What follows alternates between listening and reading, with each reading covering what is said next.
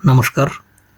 আজও আমরা হাজির হলাম তৃতীয় শ্রেণীর গণিত বইয়ের যোগ ও বিয়োগের সম্পর্কের অধ্যায়ের নিজে করি অংশটুকু সমাধান করার জন্য। আমাদের প্রথমেই আছে সঠিক উত্তরের পাশে টিক চিহ্ন দেই। ১ দাগ ৩০ যোগ ফাঁকা ঘর সমান ৭৫। খালি করে কোন সংখ্যাটি বসবে? এখানে আমরা প্রথমেই মনে রাখবো যে সংখ্যাগুলো একপাশে করব। তো সংখ্যা এখানে প্রথমে আছে, ফাঁকা ঘরটি প্রথমে রেখে দিয়ে সংখ্যাটি আমরা এই পাশে নিয়ে আসবো, সমানের এই পাশে। তো তাহলে হবে ফাঁকা ঘর সমান ৭৫। সমানের এই বাম পাশের কিছু যদি ডান পাশে আনা হয় তাহলে সেটি বিপরীত চিহ্ন হবে। তার মানে ৩০-এর আগে আমরা ধরে নেব যোগ চিহ্ন আছে, এই পাশে গেলে বিয়োগ চিহ্ন হবে। অতএব ফাঁকা ঘর সমান ৪৫। নিচের কোনটি সঠিক নয়? আমাদের বিয়োগের একটি সূত্র আছে, সেটি হচ্ছে বিয়োজন বিয়োগ বিয়োজ্য সমান বিয়োগফল। এবার ওখান থেকে এখানে সঠিক উত্তরটি হবে নিচের কোনটি সঠিক নয়। এটা সঠিক, এটাও সঠিক, এটাও সঠিক। তাহলে সঠিক নয় হচ্ছে এটা, বিয়োজন যোগ বিয়োগফল সমান বিয়োজ্য। ৩৮,২৯১ যোগ ১৬,২৭০ সমান ৫৪,৫০০। খালি ঘরে কোনটা হবে? এখানে আমরা যদি শেষ থেকে করি, ০ যোগ ১ এককের অঙ্ক, ০ যোগ ১ ১ হবে, ৭ আর ৯, ৭ আর ৯ হচ্ছে কত হবে? ১৬, ১৬ ৬। তাহলে এখানে উত্তর হবে হচ্ছে ৬। প্রক্রিয়ার প্রতীকগুলো আছে, তার বিপরীত চিহ্ন হবে। যেমন যদি এই পাশে যোগ থাকে তাহলে সমানের ওই পাশে গিয়ে বিয়োগ চিহ্ন হবে। যদি এই পাশে বিয়োগ থাকে তাহলে এই পাশে গিয়ে যোগ হবে। এই ডান পাশের বেলাও একই, ডান পাশ থেকে বাম পাশে আসলেও বিষয়টা একই। এবং আচ্ছা, তাহলে আমরা করে ফেলি। এই পাশে যেহেতু তিনটেই যোগ আছে, আমরা এই পাশে একবারে বিয়োগ নিতে পারি কিংবা এই পাশ থেকে যোগ করে ফেলতে পারি। আর আরও একটা বিষয় খেয়াল করার আছে, সেটা হচ্ছে যদি সমান থাকে তাহলে প্রথমে করতে গেলে এখানে বা লিখতে হয়। তো আমরা প্রথমে এগুলো যোগ করে ফেলি। ৯ আর ৭ ১৬, ১৬ আর ৮ ২৪, ৭ ৭ আর ৯ ১৬, ৬ হাতে ১, ৬ আর ১ ৭, ৭ আর ৬ ১৩, ১৩ ৩ হাতে ১, ২ আর ৩, ৩ আর ৩ ৬ যোগ ফাঁকা ঘর সমান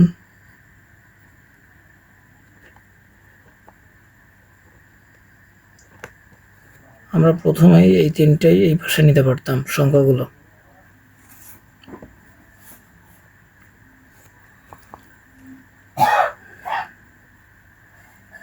বা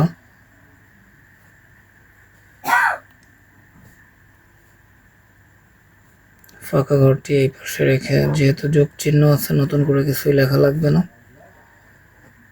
৭ ৪ ৫ ৩।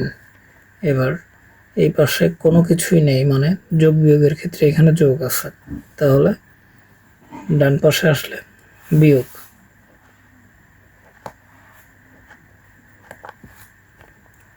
অতএব ফাঁকা ঘর সমান 4 কত হলে 13 হয় 9,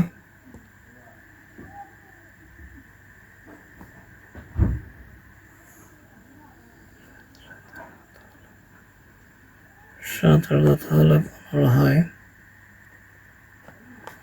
8, 4,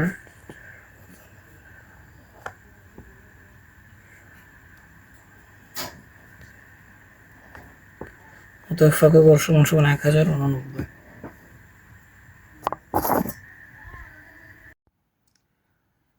এবারে 2 দাগে আছে 26,874 যোগ ফাঁকা ঘর সমান 59,300। সহজ কথায় 26,874-এর সাথে কত যোগ করলে 59,300 হবে? এটি আমরা ওই আগের নিয়মেই করতে পারি। সেটি হচ্ছে বা দিয়ে ফাঁকা ঘর এক পাশে রেখে দেব, বাকি অঙ্কগুলো বাকি সংখ্যাগুলো অন্য পাশে নেব। ফাঁকা ঘরের আগে যোগ চিহ্ন আছে, সেজন্য আমরা ফাঁকা ঘরটা এই পাশে রেখে দিলাম সমান 59,300। এই পাশে যোগ আছে, তাহলে এই পাশে গিয়ে বিয়োগ 26,874। অতএব ফাঁকা ঘর সমান বিয়োগ করলেই হয়ে যাচ্ছে 4 কত হলে 10 হয় 6, হাতে 1, 7 1 8, 8 কত হলে 10 হয় 2, হাতে 1, 8 1 9, 9 কত হলে 13 হয় 4, হাতে 1, আবারও 4 1 7, 7 কত হলে 9 হয় 2, 3 কত হলে 5 হয় 3। অতএব ফাঁকা ঘর সমান, ফাঁকা ঘরে বলবে হচ্ছে 32,426 টাকা। এবারে 3 দাগে আছে 3,004 বিয়োগ ফাঁকা ঘর সমান 2,655। এখানে 3,004-এর সাথে কত বিয়োগ করলে 2,655 হবে? এখানেও আমরা আগের নিয়মেই করে ফেলব, বা আমাদের এখানে একটা জিনিস দেখার আছে, সেটা হচ্ছে ফাঁকা ঘরের আগে বিয়োগ চিহ্ন আছে। তাহলে আমরা আমাদের সুবিধার্থে ফাঁকা ঘরটিকে আমরা এই পাশে নিয়ে যাব। তাহলে 3,004 এবং সংখ্যাগুলো আর এক পাশে নিয়ে আসবো।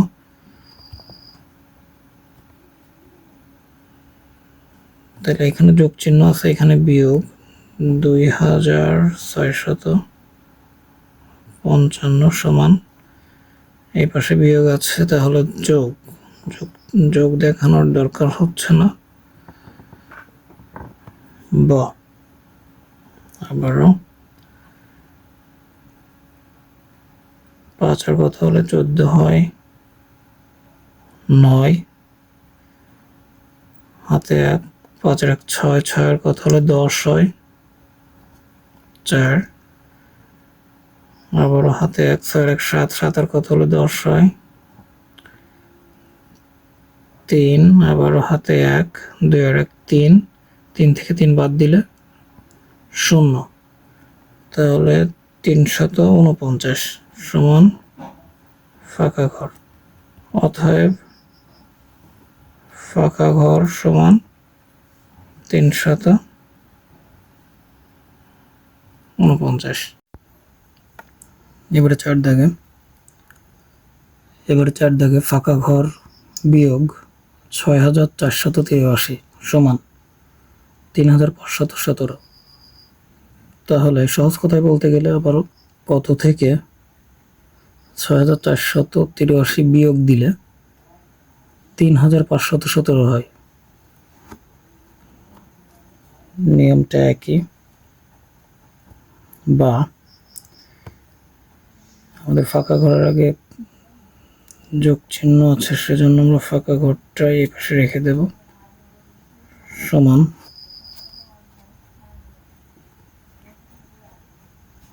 ৩,৫১৭। এখানে ৬,৪৮৩ আগে বিয়োগ চিহ্ন আছে, তো এখানে যোগ চিহ্ন হবে, তাহলে ৬,৪৮৩। অতএব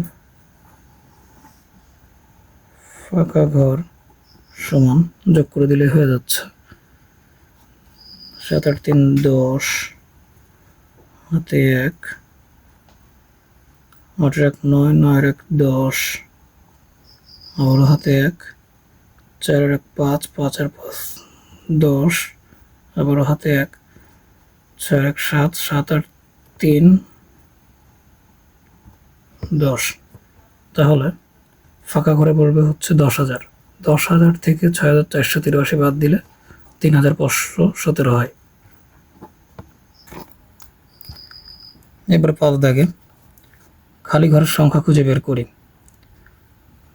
৫ দাগের ১-এ আছে,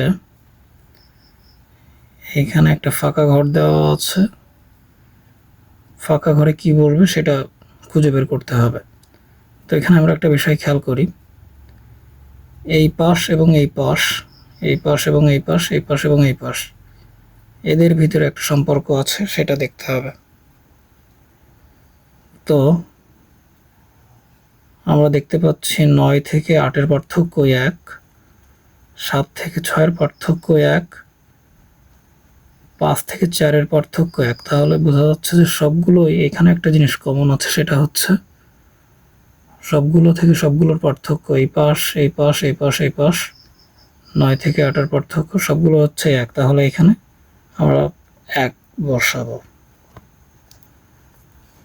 এভাবেই ২ দাগে খেয়াল করি, ১২ থেকে ৯ বিয়োগ দিয়ে ৩ হয়েছে, ২৫ থেকে ১৯ বাদ দিয়ে ৬ হয়েছে, তাহলে ১৩ থেকে কত বাদ দিলে ৭ হবে? তাহলে এখানে হবে হচ্ছে ৬। এবার আমরা কথায় অঙ্কগুলো করে ফেলব। প্রথমে ৬ দাগ, সিয়াম ১,৮০০ টাকা নিয়ে বাজারে গেল। সে ৭২০ টাকার চাল, ৫৮৫ টাকার মাছ এবং ৪২৫ টাকার সবজি কিনল। তার কাছে আর কত টাকা রইল? তাহলে প্রথমেই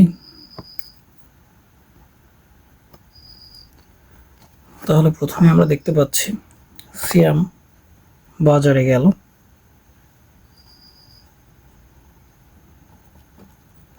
সিয়াম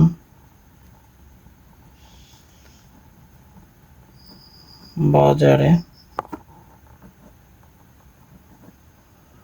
নিয়ে গেল ১,৮০০ টাকা। এর সাথে বাকি যেগুলোই আছে সবগুলোই হচ্ছে খরচ, তাহলে এর সাথে সবগুলোই বিয়োগ হবে। এবার আমরা লিখতে পারি, সে মোট খরচ করলো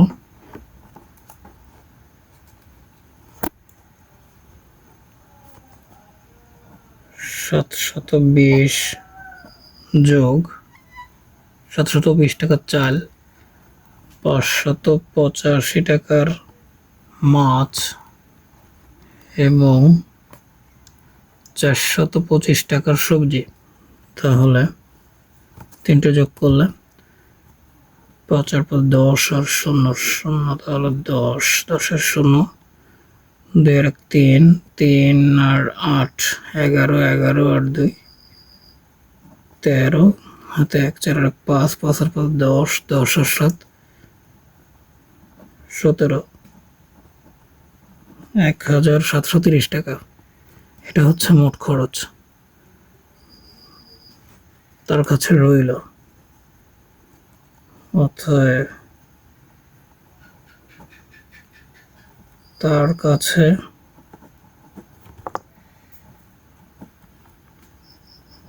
রইল 1800 টাকা নিয়ে গিয়েছিল, বিয়োগ 1730 টাকা খরচ করলো, তাহলে তার কাছে রইল হচ্ছে 70 টাকা।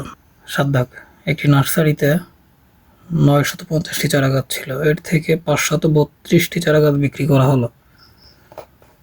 ওই নার্সারিতে আরও 420টি নতুন চারা আনা হলো। এখন নার্সারিতে কতটি চারা আছে?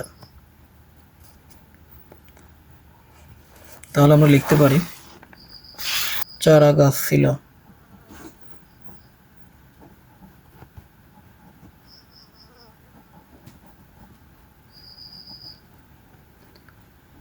950টি,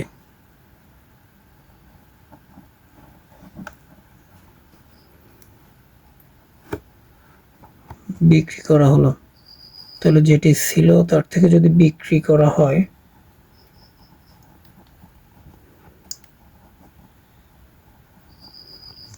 বিক্রি করা হলো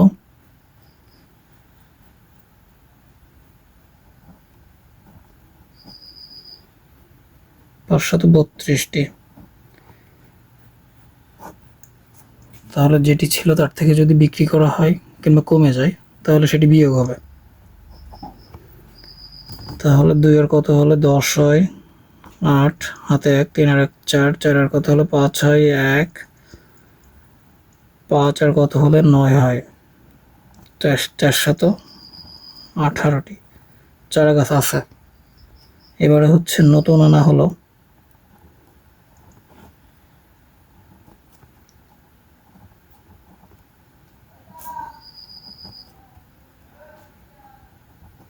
নতুন আনা হলো 420টি। তাহলে নার্সারিতে এখন চারা গাছ আছে